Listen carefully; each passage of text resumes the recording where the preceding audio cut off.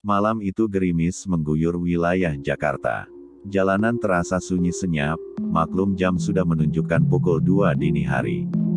Yoyo mengemudikan taksinya dengan pelan di depan Mall Mangga 2, berharap ada penumpang yang sedang menunggu taksi.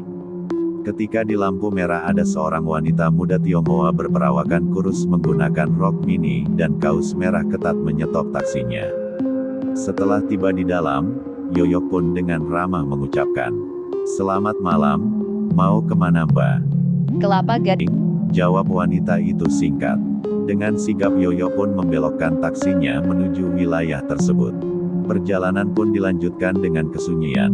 Sebenarnya Yoyo sudah terbiasa akan penumpang yang lebih banyak diam dibanding penumpang yang terbiasa mengobrol. Karena dari pool taksinya dia sudah diajari bahwa ada beberapa tipe penumpang yang lebih senang diam dan supir pun tidak diperkenankan untuk mengajak berbicara hal lain, selain rute perjalanan kepada penumpang tersebut. 45 menit berlalu tak terasa taksi sudah memasuki wilayah komplek Kelapa Gading.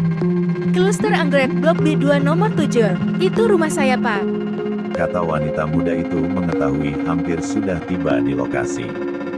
Baik Mbak, wah untung kemarin ke daerah ini juga. Kalau tidak salah klaster Anggrek itu setelah klaster Lili, batin Yoyo. Setelah melewati klaster Lili Yoyo pun membelokkan taksinya masuk ke klaster Anggrek. Ketika di pos security, seorang petugas keamanan pun keluar.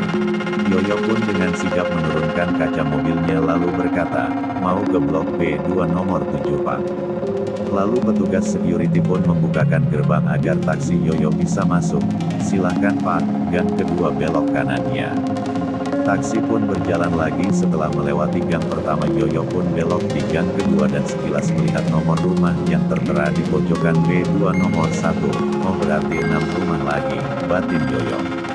Tapi ketika baru sampai rumah nomor 4 tiba-tiba tercium aroma melati yang sangat menusuk.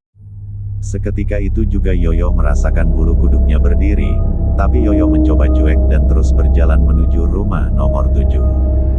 Taksi berhenti di depan pagar hitam menjulang tinggi, di tembok sebelahnya tertera tulisan B2 nomor 7. Lampu rumah terlihat menyala di lantai 2 dan di taman. Selebihnya Yoyo tidak memperhatikan lagi dan menoleh ke belakang dan berucap, "Sudah Sam." Belum habis ucapannya Yoyo pun agak kaget karena tidak menemukan siapa-siapa di kursi belakang. Jangan-jangan sudah keluar, tapi kok gak ada suara pintu dibuka ya?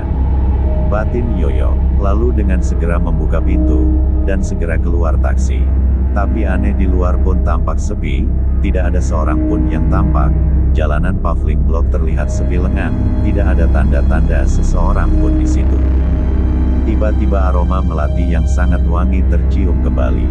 Bulu kuduk Yoyo pun kembali berdiri lagi. Tubuh Yoyo pun terasa bergetar, lalu dengan sigap Yoyo segera masuk ke dalam taksinya. Setelah mengecek di kursi belakang, tidak ada orang.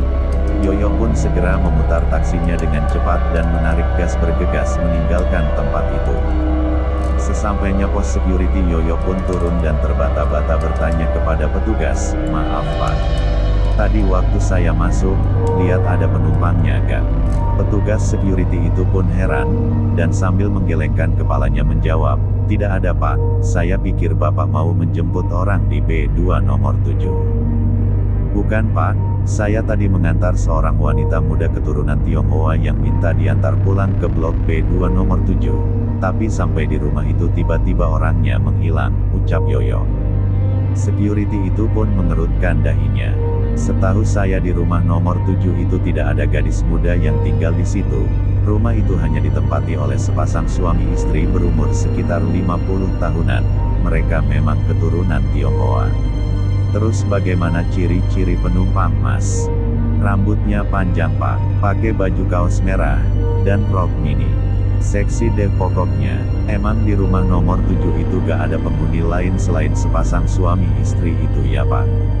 Petugas security itu diam sebentar lalu berkata, "Sebenarnya dulu sih mereka punya seorang putri, umurnya sekitar 23 tahunan, cantik dan seksi memang, tapi..." Terdiam dan menghisap rokoknya, dalam-dalam.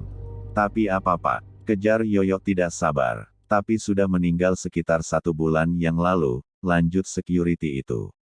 Kejadiannya kalau tidak salah waktu kerusuhan bulan kemarin itu loh, dengar-dengar sih, dia diperkosa di dalam taksi lalu dibuang di pinggir jalan hingga meninggal, katanya sih, waktu mau pulang kerja. Memang sih, Neng itu kalau kerja selalu pakai rok mini. Yoyo pun langsung lemas mendengar kisah itu,